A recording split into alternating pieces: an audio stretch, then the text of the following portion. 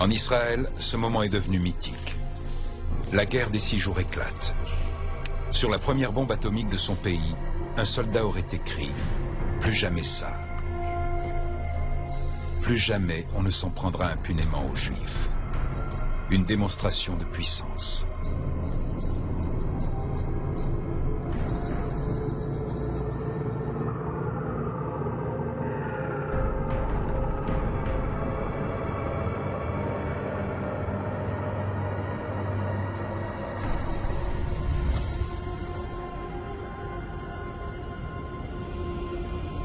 Londres, été 1986. Un informateur propose à l'hebdomadaire britannique le Sunday Times des photos et des renseignements prouvant qu'Israël est doté de l'arme atomique. Le journaliste et physicien Peter Unnam rencontre le mystérieux interlocuteur Mordechai Vanunu.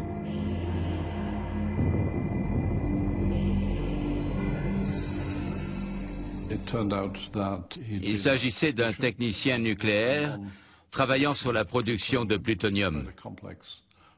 C'est un processus assez complexe. Il était réalisé dans le plus grand secret, dans un bâtiment souterrain, afin de rester à l'abri des regards. Une installation nucléaire souterraine. Peter Unnam est sceptique. Mais après de minutieuses recherches, il est convaincu que Mordechai Vanunu dit la vérité. Nous avons finalement décidé de publier cette histoire parce qu'en Israël, le Premier ministre Shimon Peres avait convoqué tous les responsables de la presse écrite pour leur dire que le Sunday Times allait publier une information très sensible qu'ils ne devraient pas reprendre. Israël développe un programme nucléaire militaire. Partout dans le monde, la nouvelle provoque une vive émotion. Peu après, Vanunu fait la connaissance d'une jeune femme. Je me suis méfié de cette femme dès qu'il m'en a parlé. Il m'a dit qu'il s'agissait d'une touriste américaine et qu'il n'y avait aucun problème. Je lui ai dit, « Comment peux-tu être sûr qu'elle ne travaille pas pour le Mossad ?» C'est mot pour mot la question que je lui ai posée. Il m'a répondu, « C'est impossible », alors je lui ai dit d'être très prudent. Mais Vanunu disparaît sans laisser de traces, pendant plusieurs semaines, jusqu'à ce qu'Israël annonce son arrestation. Comment a-t-il été capturé?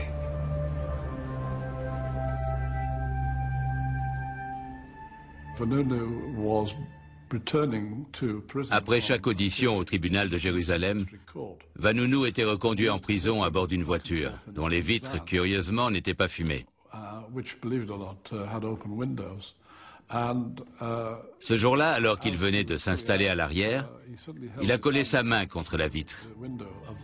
Dessus, il avait écrit « Je m'appelle Mordechai Vanunu, j'ai été enlevé à Rome ». Que faisait Vanunu dans la capitale italienne?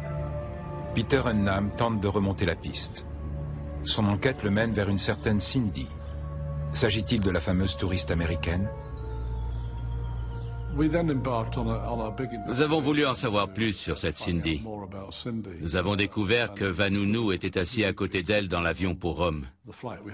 Nous avions un nom, Cindy Hannon.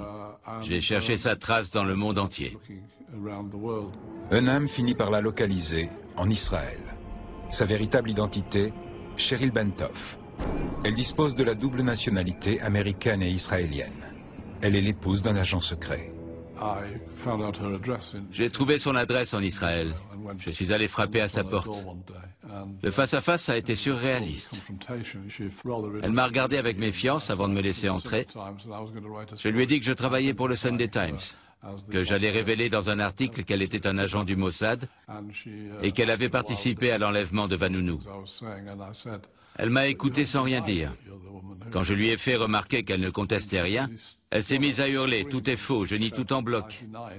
Et elle s'est enfermée dans sa chambre. Unnam reconstitue les événements. Cheryl Bentoff sert d'appât pour capturer Vanunu. Elle le séduit, puis l'entraîne à Rome où elle le drogue. Le Mossad le kidnappe. Vanunu sera jugé en Israël. Au procès, j'ai essayé d'expliquer qu'il avait agi par conviction et pas pour de l'argent. C'était facile à démontrer puisqu'il n'avait absolument rien touché. Malgré ça, le tribunal l'a condamné, non seulement pour espionnage, mais aussi pour haute trahison. Il risquait alors la peine de mort. Au final, il a été condamné à 18 ans de prison. Selon l'État d'Israël, Vanunu a franchi la ligne rouge. Dans ce pays, le programme d'armement nucléaire est un sujet tabou. Officiellement, il n'existe pas. L'État hébreu refuse catégoriquement que ses infrastructures nucléaires soient contrôlées. Mais les rumeurs, elles, doivent continuer à circuler. Elles ont un effet dissuasif. Cette stratégie porte un nom, la mimute, l'opacité. Et presque tous les Israéliens en respectent le principe.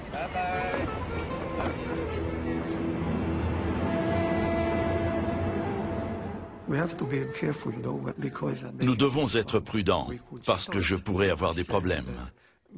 Alors je pourrais commencer par vous dire que tout ce que je sais provient de sources étrangères. L'arme nucléaire est un sujet très sensible en Israël, un sujet tabou. La stratégie de l'opacité date de l'époque du Premier ministre israélien Levi Eshkol et du président américain Lyndon Johnson. Son principe repose sur une formule toujours valable aujourd'hui. Israël ne sera pas le premier pays à introduire l'arme nucléaire au Moyen-Orient. Mais qu'entend-on exactement par introduire? Israéliens et Américains débattent en permanence de ce sujet. En 1969, Yitzhak Rabin était ambassadeur à Washington. Il a débattu avec des responsables du département d'État sur la notion même d'introduction de l'arme nucléaire. De quoi s'agit-il? De faire un essai nucléaire? De déclarer officiellement qu'on possède l'arme nucléaire? Ou alors de posséder la bombe? Johnson et Eshkol, le successeur de Ben Gurion, ont conclu un accord simple. Vous, Israéliens, ne dites rien, et nous, Américains, ne savons rien. À plusieurs reprises, Eshkol a dit « Je ne suis pas certain de bien comprendre ce que signifie introduction. Mais je trouve le mot très élégant. C'est une mise en garde qui confirme presque l'existence d'un arsenal nucléaire. En même temps, l'expression laisse à penser, quel que soit le sens qu'on lui donne, que c'est une chose qu'Israël voudrait éviter.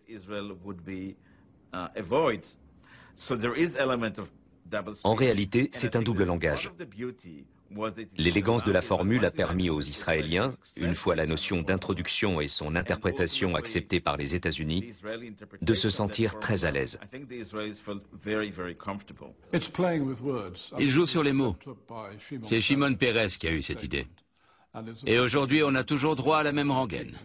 Mais ça n'a pas de sens. Il faut savoir que les Américains ont traversé le canal de Suez avec des bateaux chargés d'armes nucléaires. Ce sont eux les premiers à avoir introduit l'arme nucléaire au Moyen-Orient. Bref, tout ça est absurde. Selon les politiques de haut rang, les militaires et les experts, l'arsenal nucléaire israélien compterait entre 100 et 400 missiles. De fabrication récente, ils sont dotés de systèmes ultramodernes. Bombes à neutrons, mini-bombes à hydrogène capables de détruire des bunkers souterrains. Missiles de croisière capables d'anéantir des grandes villes et qui peuvent être tirés de n'importe quel point de la planète depuis des sous-marins.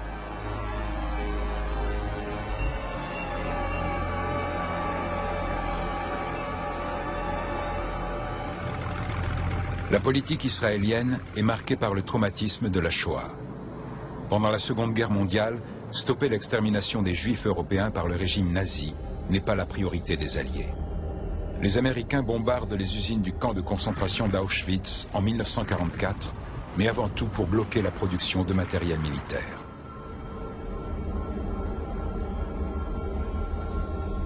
En dépit des appels de Juifs du monde entier, les Alliés n'ont pas secouru les victimes de la barbarie nazie. Livrés à eux-mêmes, les Juifs européens se sont retrouvés à la merci de leurs bourreaux.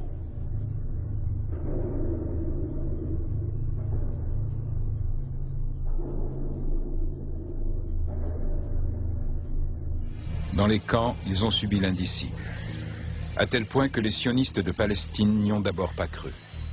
Les premiers survivants arrivés après la guerre leur étaient étrangers.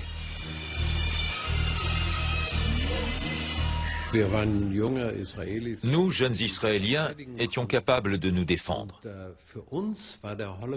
Pour nous, comme pour tous les Juifs, l'Holocauste a été la plus grande tragédie de notre peuple. Mais nous l'avons aussi ressenti comme une humiliation profonde. L'Holocauste nous a rabaissés. Nous nous disions, parmi les innombrables victimes de cette guerre, la plupart sont mortes sur le champ de bataille. Mais comment ont péri nos frères? Comme des moutons qu'on emmène à l'abattoir. Et ce qui a été encore plus grave pour nous, ça a été de nous dire qu'ils se sont laissés conduire à l'abattoir. En Israël, les sionistes ont retenu les leçons du passé. Pas question que les Juifs soient une fois encore des victimes sans défense. Ils prennent les armes et mènent des actions violentes contre les Arabes et les Britanniques, la puissance coloniale.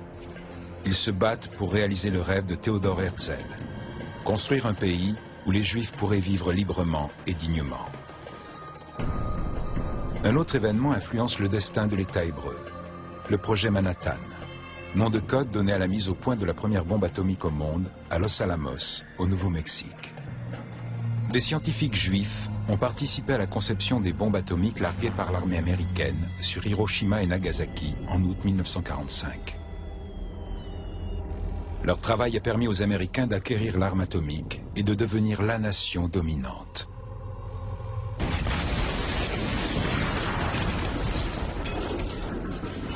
Jusqu'au jour où, 4 ans plus tard, les Soviétiques maîtrisent à leur tour la technologie nucléaire militaire. En 1948, sous l'impulsion du futur Premier ministre David Ben-Gurion, les sionistes atteignent leur objectif, la création d'un État juif en Palestine.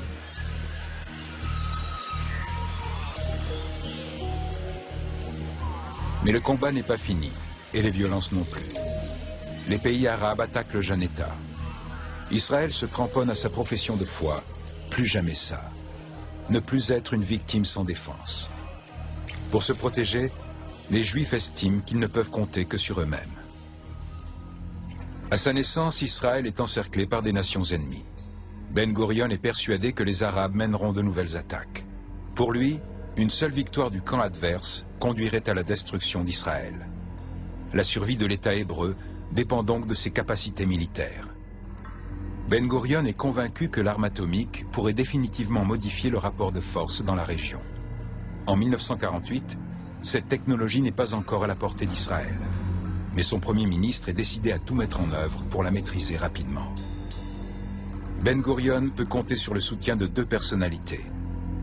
Ernst David Bergman, un chimiste dont la famille a quitté l'Allemagne en 1933, et Shimon Peres, l'actuel président israélien. Les 3 hommes sont convaincus qu'Israël dispose des ressources humaines pour fabriquer la bombe atomique et par conséquent sécuriser son existence. Pour la classe politique israélienne, l'idée était la suivante. Pour éviter un nouvel Auschwitz, il fallait avoir les moyens d'infliger un nouvel Hiroshima, un nouveau Nagasaki. Mais Israël n'a pas d'uranium. Des recherches intensives sont menées dans le désert du Negev, en vain. En 1955, 7 ans après sa création, Israël peut pour la première fois se procurer de l'uranium. Les États-Unis organisent une conférence internationale à Genève. Son nom, Atoms for Peace, des atomes pour la paix. Au cours de cette réunion, Eisenhower propose la technologie nucléaire aux États prêts à renoncer à un arsenal atomique. À l'époque, on pense que le nucléaire est un instrument du maintien de la paix. Because here, in fact, is the answer to a dream as old as man himself. A giant of limitless power at man's command. And where was it science found that giant? In the atom.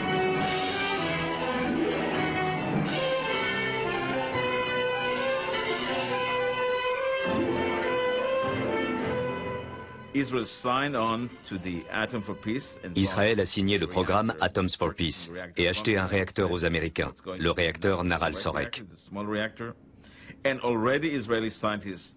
Selon certaines sources, on sait que, très rapidement, les scientifiques israéliens ont cherché à savoir si ce réacteur pouvait être utilisé à des fins militaires.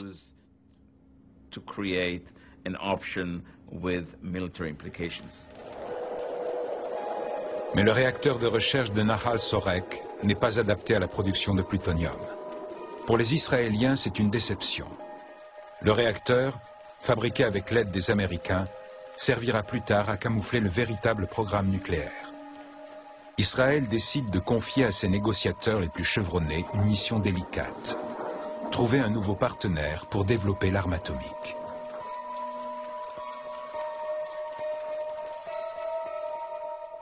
Tout a commencé en 1952 et avec l'arrivée à Paris d'un personnage qui s'appelle Shimon Peres, qui était directeur au ministère de la Défense israélien, qui travaillait avec Ben Gurion.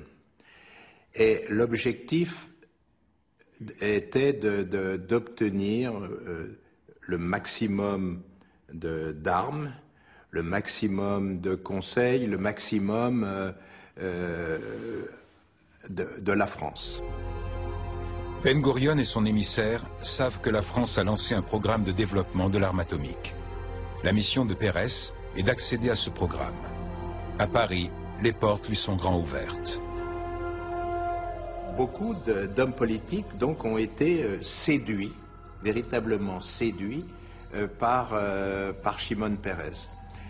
Et Shimon Peres, au bout de 2 ans, à partir de 54-55, il était devenu un personnage si puissant qu'il avait son bureau à l'intérieur du ministère de la Défense. Paris et Tel Aviv nourrissent une profonde méfiance à l'encontre de Nasser, le héros du monde arabe. En 1956, le président égyptien décide de nationaliser le canal de Suez, jusqu'alors aux mains des Britanniques. Mais l'ancienne puissance coloniale refuse le coup de force. Avec la France et Israël, elle décide d'intervenir militairement. La stratégie est la suivante. Israël doit attaquer l'Égypte. Ensuite, Londres et Paris occuperont la zone du canal afin de rétablir la paix.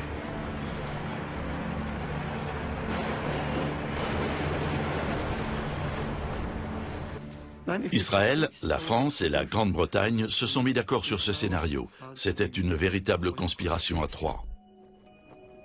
Mais le plan ne se déroule pas comme prévu. La pression des États-Unis, les menaces de l'Union soviétique stoppent l'offensive. La défaite de la Grande-Bretagne et de la France marque la fin de l'influence des 2 ex-puissances coloniales dans la région. Les Israéliens, eux, tirent leur épingle du jeu. La Grande-Bretagne, puissance nucléaire depuis 1952, leur fournit de l'eau lourde et de l'uranium.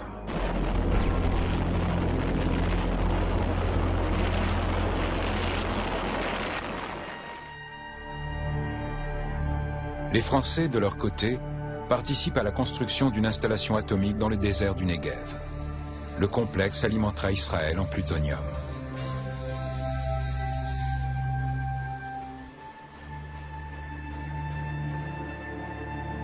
Les Israéliens ignorent qu'ils sont observés par des avions espions américains. Près de Beersheba, dans une zone désertique dégagée, nous les avons surpris en train de couler de grandes quantités de béton. J'ai aussitôt fait un rapport à ce sujet. Je l'ai appelé Beersheba, possible installation nucléaire en construction. Mon supérieur a transmis l'information à Eisenhower. Celui-ci n'y a prêté aucune attention. En examinant de plus près les photos, Brugioni hésite. L'installation ressemble à ce que l'on peut voir sur des clichés aériens pris par les Américains en France. Le nouveau réacteur israélien, connu aujourd'hui sous le nom de Dimona, présentait de grandes similitudes avec celui de Marcoule, en France. J'ai donc fait un tableau en 2 parties. L'une sur Dimona, l'autre sur Marcoule. Le résultat mettait clairement en évidence le rôle des Français dans la conception de Dimona.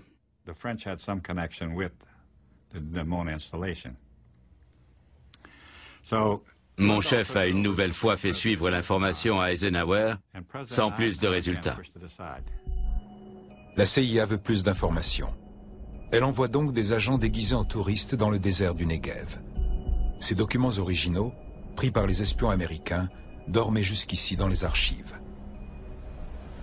Les agents veulent découvrir à quoi sert tout ce béton, mais aussi l'identité des passagers que des dizaines de bus amènent chaque jour sur le chantier. Par ailleurs, ils informent la CIA que la zone de Dimona est truffée d'agents du Mossad.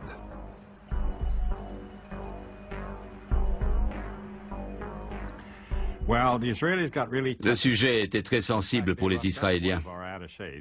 Une fois, ils ont même malmené l'un de nos attachés militaires qui tentait de s'approcher de la zone. Ils étaient sous tension et nous suivaient partout. Les images des espions américains révèlent que plusieurs centaines de Français travaillent sur le site. Ils sont logés dans les nouveaux lotissements environnants. Pour Washington, plus de doute. Français et Israéliens développent un programme d'armement nucléaire.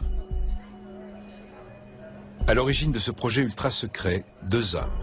Le président du Conseil Guy Mollet et le ministre de la Défense Maurice Bourgès-Monouri.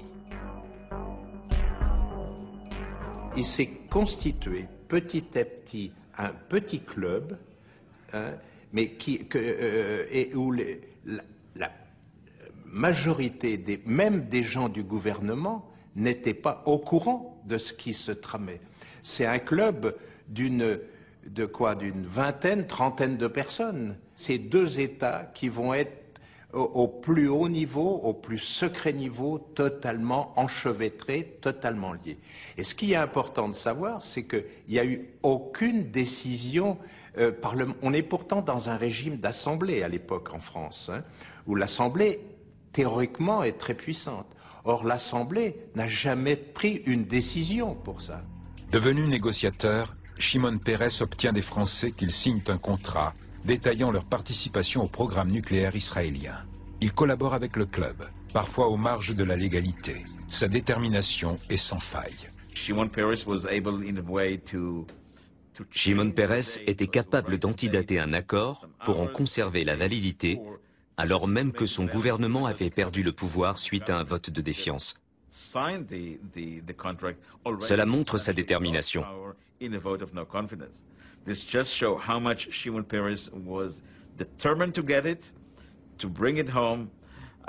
Pour lui, la fin justifiait les moyens. Dès lors qu'il s'agissait d'atteindre un objectif qui, à ses yeux, comme à ceux de Ben Gurion et des rares personnes mises dans le secret, relevait du sacré.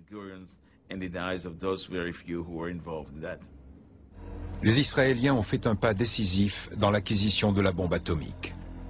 En Israël comme en France, ces décisions sont prises en marge des institutions démocratiques.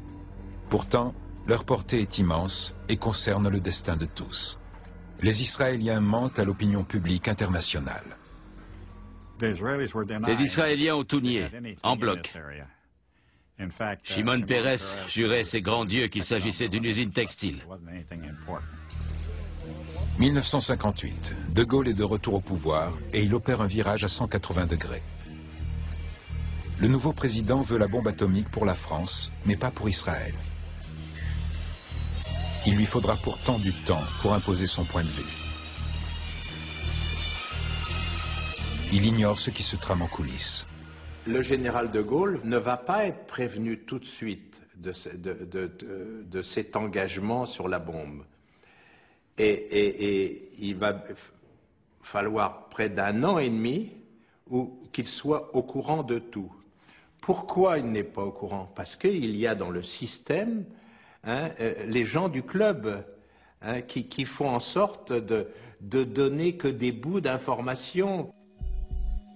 Rien ne peut détourner Ben Gurion de son objectif, pas même la nouvelle donne à Paris. Pour Tel Aviv, il est urgent d'acquérir des systèmes de portée pour ses armes atomiques, et notamment des missiles. Les dirigeants israéliens savent qu'ils ont peu de temps avant que le vent ne tourne en France. Le général de Gaulle va décider d'arrêter toute cette affaire, mais donc les instructions ne descendent pas rapidement, il y a des obstacles partout, partout, parce que le club est très implanté, à la fois dans l'armée, à la fois dans la fonction publique, à la fois dans le politique. Autrement dit, même le général de Gaulle n'arrive pas à obtenir satisfaction.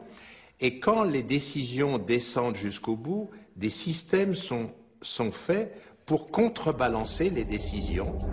Le cas du MD-620 en dit long. Ce missile a été développé par le groupe français Dassault pour Israël, malgré l'arrêt officiel de la collaboration entre les deux pays. Le MD-620 va être utilisé pour les bombes atomiques israéliennes. Sa livraison n'empêche pas le refroidissement des relations entre Paris et Tel Aviv. Mais Israël peut compter sur le soutien d'un nouvel allié, l'Allemagne. Bonn livre déjà des armes à l'État hébreu. Adenauer va plus loin.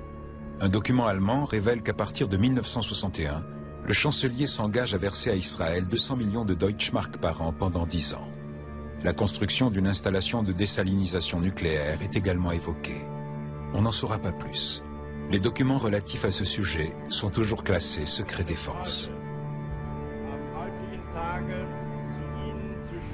Les services de renseignement ne sont plus les seuls à s'intéresser à ce qui se trame dans le désert du Negev. Certaines informations filtrent et les médias commencent à spéculer sur le programme nucléaire israélien. La pression s'accentue sur l'État hébreu. Le réacteur nucléaire, officiellement une usine textile, suscite beaucoup d'intérêt. Et si les Israéliens y fabriquaient du plutonium? 1961. John Kennedy est élu président. Tel Aviv constate alors que le soutien de Washington faiblit. Kennedy, plus qu'aucun autre président américain, cherchera à freiner le programme de développement nucléaire israélien. Les deux pays ont connu des périodes de forte tension, surtout lorsque Kennedy a exigé pour les Américains un accès à Dimona. Il voulait empêcher les Israéliens de produire des armes atomiques afin de mettre un terme à la course au nucléaire. Mais Israël a eu le dernier mot. La tension a été très forte.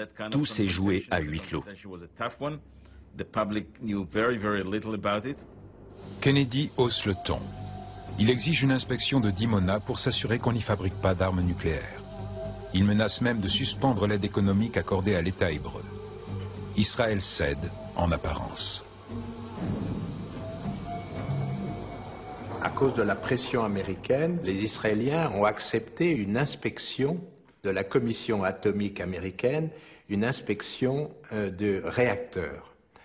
Puisque la théorie, c'était que c'était un réacteur de recherche et non un réacteur qui pouvait produire du plutonium. Et donc, pendant des mois, les Israéliens ont monté une salle de commande complètement qui n'avait aucun rapport avec la réalité, mais où il y avait des vraies commandes, où il y avait des... Et derrière cette salle de commande, il y avait des techniciens et des savants israéliens qui avaient programmé, tous, au fur et à mesure que les Américains prenaient maniaient les commandes, eux réagissaient pour que les données qui apparaissent soient des données d'un réacteur civil et d'un réacteur de recherche. Dimona sert bien à fabriquer du plutonium et des armes nucléaires. Les Israéliens prétendent le contraire, mais Kennedy n'est pas dupe.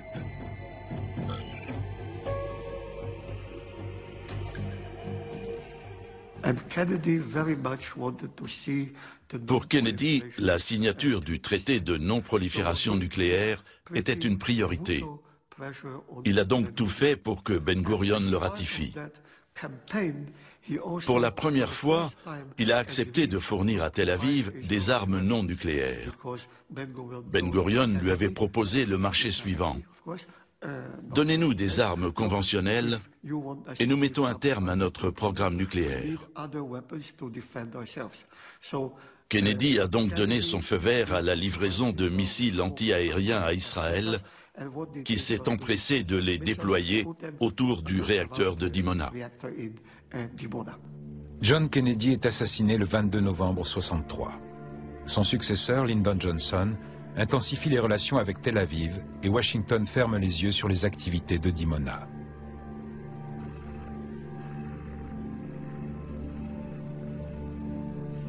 Mais les pays arabes, par la voix de Nasser et l'URSS, exigent l'arrêt du programme nucléaire de l'État hébreu. Ils ne croient plus aux démentis israéliens.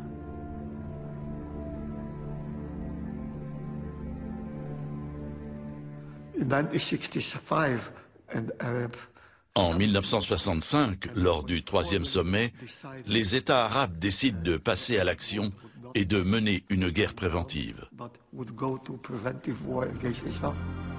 La stratégie du Kremlin est toute prête. Provoquer les Israéliens pour les pousser à attaquer les premiers. Moscou assure les pays arabes de son soutien en cas d'attaque nucléaire israélienne. Ce que les Soviétiques ignorent, c'est que le compte à rebours a déjà commencé. La mise au point de la première bombe atomique n'est plus qu'une question de jours. À Dimona, les 6 étages du complexe nucléaire sont souterrains. Des portes secrètes mènent à la centrale israélienne. Ici sont produites les ogives nucléaires à base de plutonium.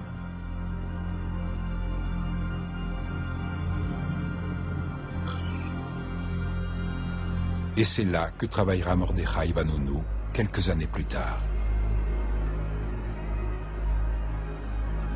Les 2 étages en surface ne sont qu'un leurre. Les Soviétiques pensent encore pouvoir stopper les activités de Dimona sans que les Américains n'interviennent. Les Américains étaient enlisés dans le bourbier vietnamien. Ils voulaient à tout prix éviter d'autres problèmes internationaux. Mais surtout, Moscou avait pour objectif de stopper le programme nucléaire israélien avant que le pays ne soit doté de la bombe. Une perspective qui ne réjouissait pas non plus les Américains. Enfin, les Soviétiques tenaient absolument à respecter le droit. En poussant Israël à attaquer, ils pouvaient espérer le soutien des Nations Unies et des Américains. Ils ne voulaient pas passer pour les agresseurs. En 1967, le Kremlin change de tactique. Moscou dispose d'une arme secrète, le MiG-25 Foxbat, dont la vitesse atteint 3000 km/h. L'armée soviétique effectue plusieurs survols de la centrale de Dimona.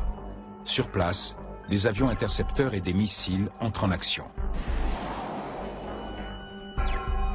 Israël n'avait pas la capacité de s'opposer à ces survols.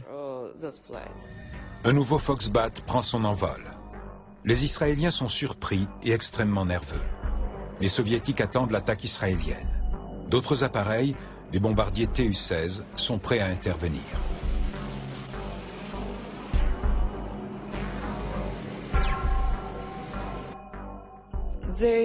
Ils ont reçu l'ordre de bombarder un point précis du territoire israélien. Ils n'avaient pas d'autres informations, juste les coordonnées géographiques. Mais leur cible était protégée par des missiles anti-aériens Hawk.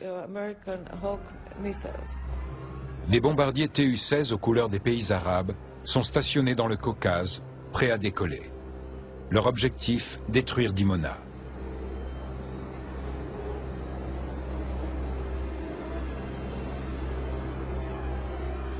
Comme prévu, Tsahal attaque les avions de la coalition arabe.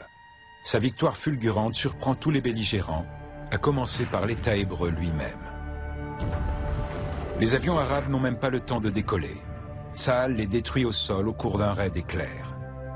Les bombardiers soviétiques ne peuvent plus utiliser les pistes égyptiennes, également détruites. L'intervention est annulée.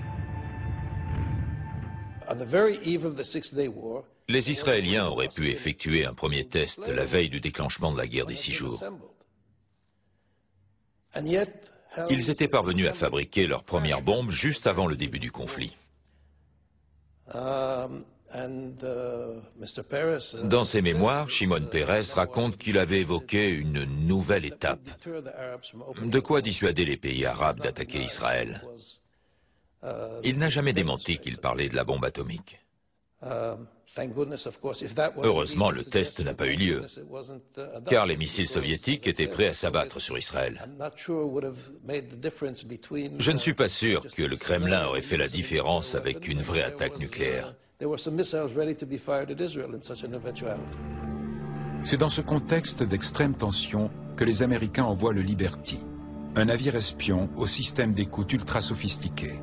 Au 3e jour de la guerre, le Pentagone ordonne à tous les navires américains de s'éloigner à plus de 120 milles de la zone des combats. À tous, sauf au Liberty.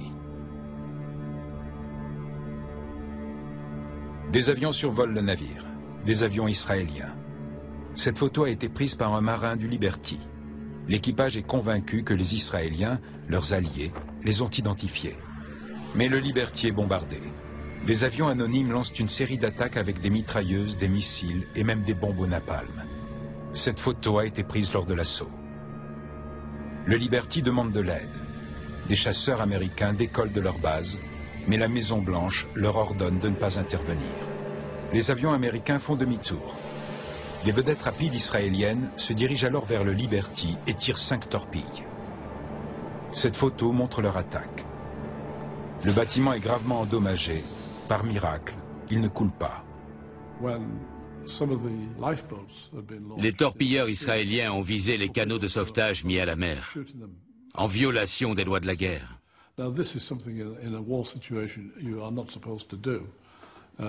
Cet acharnement prouve qu'ils voulaient éliminer tous les hommes d'équipage du Liberty pour que personne ne puisse raconter ce qui s'était passé. Israël n'a jamais admis cette version des faits. Le Liberty aurait été confondu avec un cargo égyptien, une explication qui comporte de nombreuses zones d'ombre. L'US Navy finit par secourir l'équipage. On dénombre 34 morts et 173 blessés. Les survivants sont persuadés, aujourd'hui encore, que l'attaque israélienne était délibérée. En réalité, les Américains voulaient que le Liberty coule. Voilà pourquoi les avions n'étaient pas identifiables. Il fallait simuler une agression égyptienne pour justifier une attaque américaine sur le Caire. Peter Enam a trouvé des indices qui tentent à prouver l'existence d'un accord secret entre Israéliens et Américains. Il montre que peu avant l'attaque, 3 appareils ont été équipés de bombes atomiques sur le porte-avions America. Au moment du naufrage du Liberty, les Américains devaient faire décoller 3 chasseurs bombardiers depuis un porte-avions de la 6e flotte, basé en Méditerranée. Leur mission était d'attaquer le Caire avec des bombes thermonucléaires.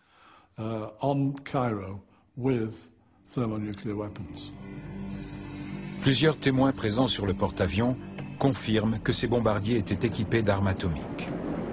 Enam pense que leur cible était bien la capitale égyptienne.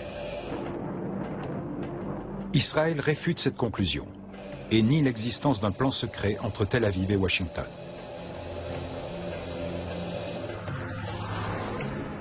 Le président Johnson a informé les Soviétiques de l'attaque de son navire. Il leur a dit « Nous trouverons les coupables et agirons en conséquence ».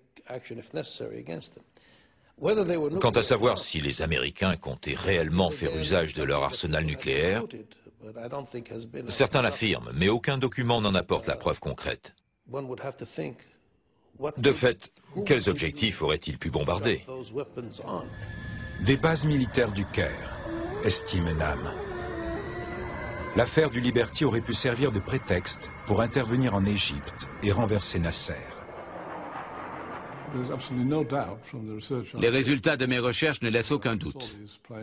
J'ai parlé avec des gens qui ont assisté au décollage des avions équipés de bombes atomiques. Ceux-ci ont été rappelés 1 ou 2 minutes avant de larguer leurs bombes sur le territoire égyptien.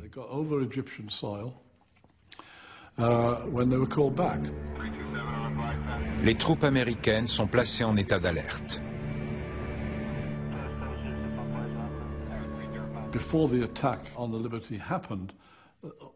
Washington a réactivé sa force de frappe nucléaire peu avant l'attaque du Liberty. Aux 4 coins du monde, des bombardiers atomiques étaient prêts à lancer une attaque sur le RSS.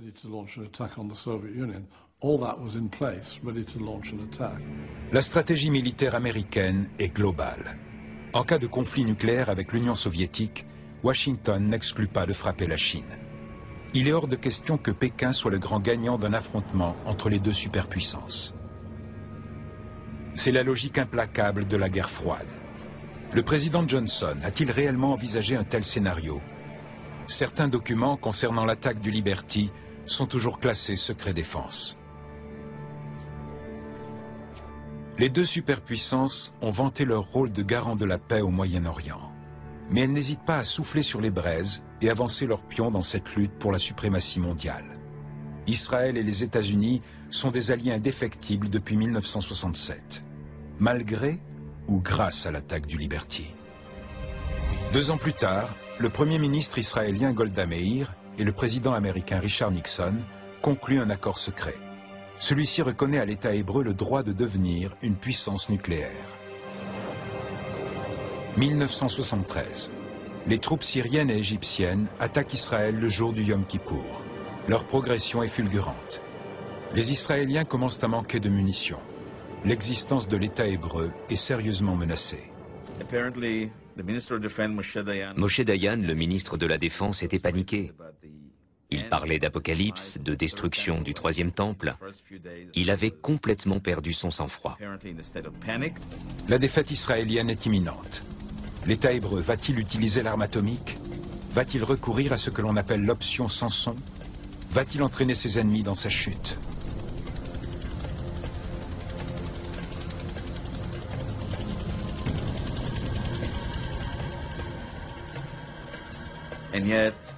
Au final, c'est la position de Golda Meir qui s'est imposée. Israël a tenu sa promesse de ne pas être le premier pays à introduire l'arme atomique. Il n'a même pas fait étalage de sa puissance nucléaire. Mais je persiste à penser que l'arsenal atomique israélien a influencé le conflit. Les Américains décident à leur tour de survoler la région avec des SR-71, l'avion le plus rapide au monde.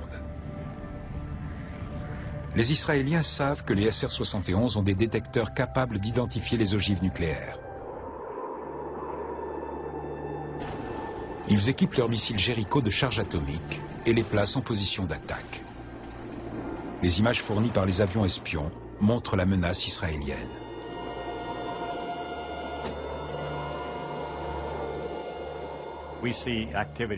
Nous avons constaté une intense activité autour de leurs missiles Jericho et dans les bunkers où ils stockaient leur arsenal nucléaire. Nous nous sommes dit que tout cela pouvait dégénérer en guerre atomique. La tactique d'intimidation israélienne fonctionne. Le secrétaire d'État américain Henry Kissinger entame des négociations avec Moscou et les pays arabes. Soutenu par Washington, l'État hébreu sort une nouvelle fois vainqueur de la guerre. Grâce à leur arsenal nucléaire, les Israéliens ont convaincu les Américains de leur livrer toutes les armes conventionnelles dont ils avaient besoin. Cet arsenal a donc joué un rôle essentiel et amené à l'établissement d'une sorte de pont aérien militaire visant à dissuader Tel Aviv d'utiliser la bombe atomique. Pendant la guerre du Kippour, Israël montre pour la première fois ses capacités nucléaires. Ces bombardiers atomiques F-4 sont prêts à décoller pour attaquer la ville soviétique d'Odessa. Le Moyen-Orient devient le nouveau théâtre de la guerre froide. Israéliens et Américains ont noué une alliance nucléaire contre les pays arabes et l'URSS. En 1973, Israël a tenu sa promesse de ne pas faire usage de l'arme atomique. Mais apparemment, cette promesse ne vaut pas pour le reste du monde. En 1979, les Américains sont informés d'une explosion nucléaire dans l'Atlantique Sud, à mi-chemin entre l'Afrique et l'Antarctique.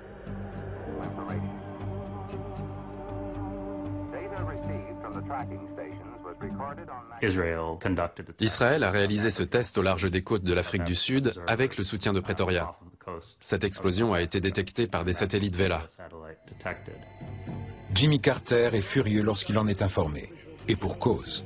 Le président américain tente au même moment d'obtenir la signature d'un traité de paix entre l'Égypte et Israël.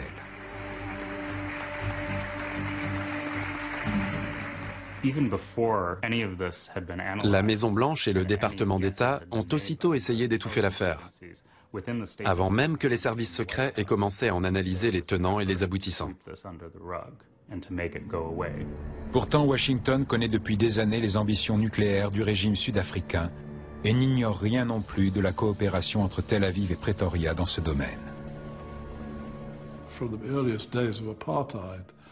Dès le début de l'apartheid, les responsables du programme nucléaire sud-africain ont établi des contacts étroits avec Israël. C'était en quelque sorte un partenariat gagnant-gagnant. Tel Aviv proposait son expertise technologique, tandis que Pretoria, qui disposait d'abondantes ressources d'uranium, fournissait du minerai d'uranium. Le pouvoir ségrégationniste de Pretoria dispose déjà d'une bombe atomique. Il veut à présent la bombe à hydrogène. Israël, de son côté, veut exporter des armes et cherche un nouveau site pour réaliser ses essais nucléaires. Le gouvernement de Tel Aviv est donc prêt à fermer les yeux sur l'apartheid. Quelques jours après les discussions sur l'accord de Jéricho, en avril 1975, Shimon Peres et Peter Botta ont signé un traité qui imposait aux deux pays de taire ce qui avait été abordé, négocié et conclu. Tel Aviv et Pretoria devaient nier l'existence même du traité.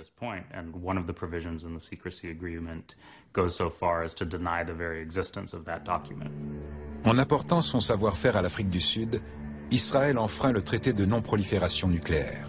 Mais l'État hébreu, qui n'a jamais officiellement reconnu ses capacités nucléaires, ne se sent pas lié par un traité qu'il a refusé de ratifier. 1991. Une coalition internationale dirigée par les États-Unis attaque l'Irak. C'est la guerre du Golfe. Saddam Hussein riposte et envoie des missiles Scud sur Israël. La population redoute une attaque au gaz.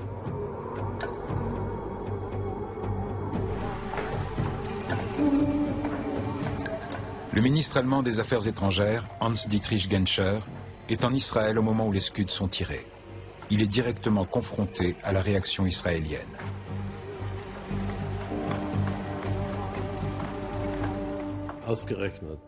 Les missiles irakiens sont tombés sur Tel Aviv et ses environs alors qu'il était en Israël. Il a vu tout ce qui se passait. Dans la cave où nous nous étions tous réfugiés, nous lui avons dit notre mécontentement. Nos reproches portaient sur l'aide européenne octroyée à Saddam Hussein, tant au niveau économique que militaire et chimique. Nous étions très remontés contre tous ceux qui avaient armé Saddam Hussein, les Français, les Italiens, les Américains, les Britanniques, mais surtout les Allemands. En Israël, Hans-Dietrich Genscher s'est fait faire la leçon par son homologue israélien David Levy, qui prétendait que les Allemands avaient osé vendre des missiles à Saddam Hussein. En réalité, c'était faux. Mais après tout, là n'était pas l'essentiel. Et il a eu un contact régulier avec le chancelier Kohl. Nous ne savons pas de quoi ils ont parlé, mais au final, il nous a proposé des sous-marins. Une fois encore, Israël a utilisé la mauvaise conscience des non-juifs en général et des Allemands en particulier. Cette stratégie fonctionne encore aujourd'hui. Je dois reconnaître que cette façon de faire me met plutôt mal à l'aise. Je la trouve humiliante. Mais il est vrai que je ne suis pas responsable de la sécurité de mon pays. En 1999, Berlin livre 3 sous-marins à Israël.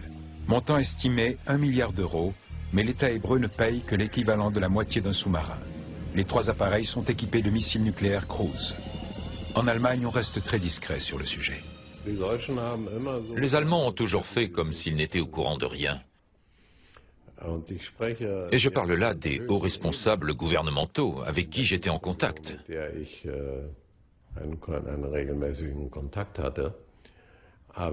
Je ne pouvais pas le croire. Je pense qu'ils préféraient ne pas savoir ce qui se passait. En Allemagne, on ne veut pas trop s'étendre sur les capacités nucléaires israéliennes. Rares sont les hommes politiques qui acceptent d'en parler. Demander aux Israéliens des explications aurait pu mettre le gouvernement allemand dans une situation très embarrassante. Une réponse honnête de leur part nous aurait mis très mal à l'aise.